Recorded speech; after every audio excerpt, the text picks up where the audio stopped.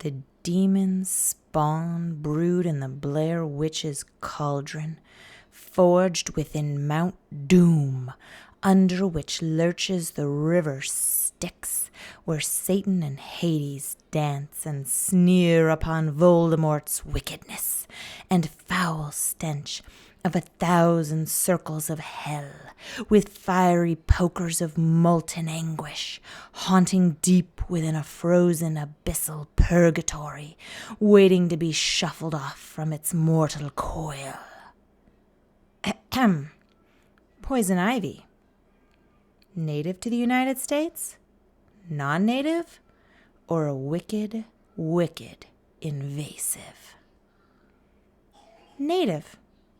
I know. What fresh hell is this? Some nasty little plant is native to our beautiful continent? Yes, it is. There's this University of Vermont article with the title, Poison Ivy, a Troublesome Native. Troublesome indeed.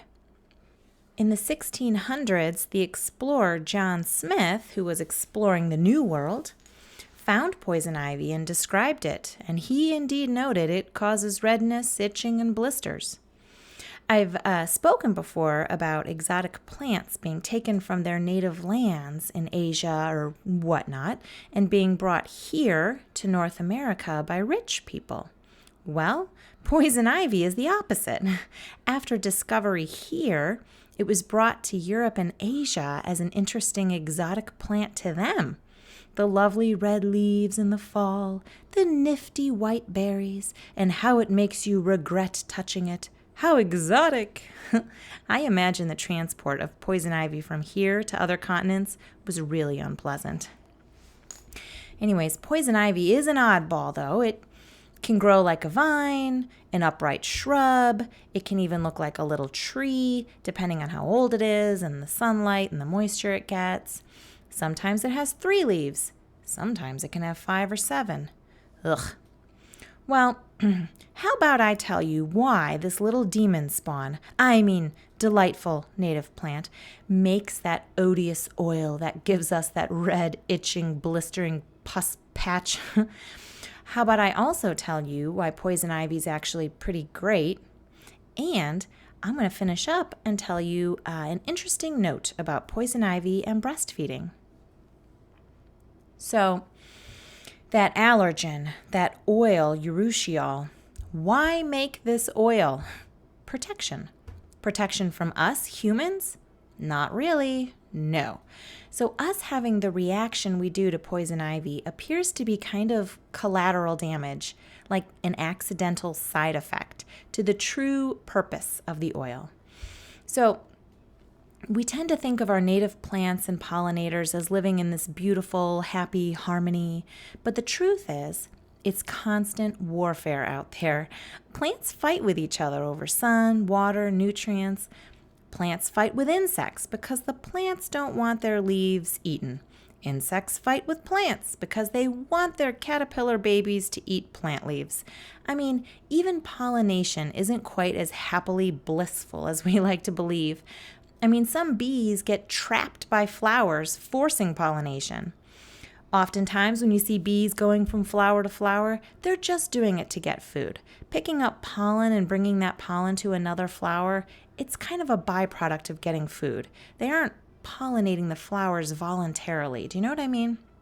And so, in this endless battle for resources, reproduction, and survival that drives evolution, plants make compounds, like molecules, to protect themselves, right? This is what that poison ivy oil is for.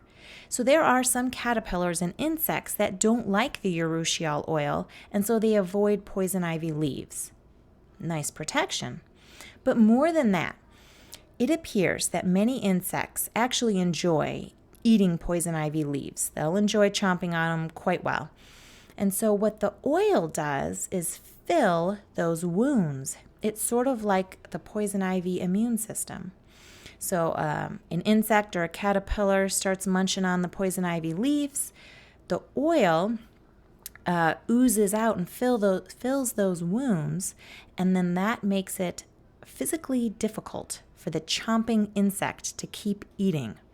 And the oil also helps the poison ivy leaf heal from being chomped.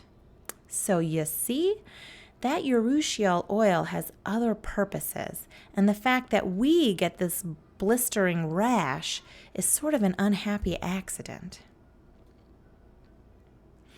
So, poison ivy feeds some insects, as I just mentioned. Poison ivy also makes these tiny little flowers that pollinators will happily visit. So it also feeds our pollinators. But perhaps most strikingly is that after poison ivy flowers are pollinated, it will make fruit, a little white berry, which, sidebar, a white berry, very cool. Anyways, so those berries feed birds. In some cases, the berries will feed migrating birds, the birds that fly south for the winter. But it turns out that a goodly number of little birdies don't migrate at all. They hunker down for the winter right where you are. So in the late summer and the fall time, birds will quickly eat up all the blackberries and cherries, all the berries you think of that birds go gaga for. And then those poison ivy berries, those hang around a little longer. They aren't like the top shelf choice for most birds. But as winter proceeds, as springtime sometimes comes late, or there's a late snowfall that maybe kills new spring plants, or keeps springtime worms and caterpillars underground, our native birds use poison ivy berries to make it through, to survive. Poison ivy berries are nearly essential. Bluebirds, robins, mockingbirds, some woodpeckers, and warblers, chickadees, and flickers. Even some mammals will eat poison ivy berries. Deer, black bears, raccoons. And so, if poison ivy suddenly appears in your yard, you might be surprised, how did that get here? But the truth is, a bird, probably, or possibly a mammal, has obviously eaten the berries from a poison ivy plant, pooped in your yard, and then that seed germinated and grew. It's a really important berry to get birds through the winter. As a side note, a lot of birds have very small energy stores. So if they're without food or they run into a situation where they have to expend a lot of energy all of a sudden, the death rate can kind of be high. So a lot of birds will really depend on these poison ivy berries to get through the rest of winter. Poison ivy is so great, in fact, that I have heard with my little ears more than one native plant enthusiast and researchers mention how if you don't have small children or pets and you find some poison ivy in your yard, keep it. It's an important native plant and you can watch birds eat those berries all winter too. All right, so if you happen to be a breastfeeding mother, or you will be soon, for the love of all that you hold dear, do not get a poison ivy rash. Steer clear in every way that you possibly can.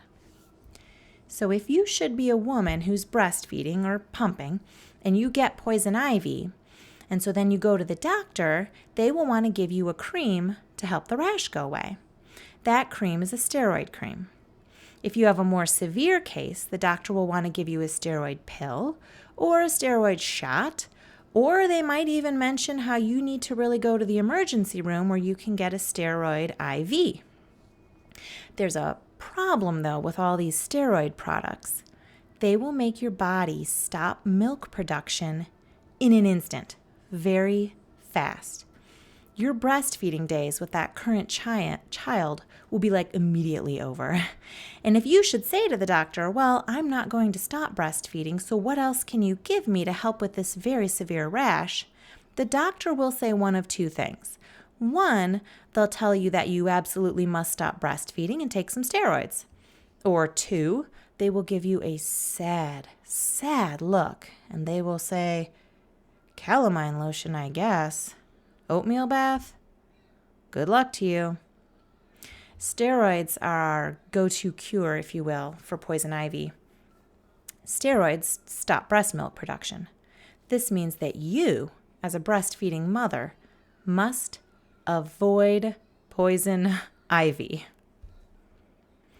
So there you have it, folks. Poison ivy, a diabolical but helpful, but awful, but good native plant.